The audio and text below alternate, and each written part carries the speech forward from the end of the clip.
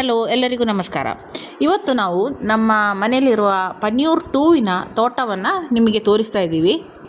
ಈ ಪನ್ಯೂರ್ 2 ಎಂಬ ಕಾಳುಮೆಣಸು ಬಾಲಂಕೋಟ ಎಂಬ ಕಾಳುಮೆಣಸಿನ ಬೀಜದಿಂದ Kerala agriculture university Panniyur research station ಅವರು ಕಂಡುಹಿಡಿದ ತಳಿ ಇದು.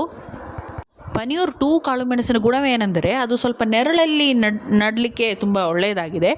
ಪನ್ಯೂರ್ 1ಗೆ ಕಂಪೇರ್ ಮಾಡಿದರೆ ಪನ್ಯೂರ್ 2ವಿಗೂ ತುಂಬ ಒಳ್ಳೆಯ ಇಳುವರಿ ಸಿಗುತ್ತದೆ. ಇದನ್ನು ನೆರಳಲ್ಲಿ ನೆಟ್ಟರೆ ಸ್ವಲ್ಪ ಇರಿಗೇಷನ್ ಫೆಸಿಲಿಟಿ ಜಾಸ್ತಿ ಬೇಕಾದ ತಳಿ ಇದು. ಅದಕ್ಕೆ ಈ ಅಡಿಕೆ ತೋಟದಲ್ಲಿ ಎಲ್ಲ ಹಾಕುವವರಿಗೆ ತುಂಬ ಉತ್ತಮವಾದ ವೆರೈಟಿಯಾಗಿದೆ ಇದು ಪನ್ಯೂರ್ 2.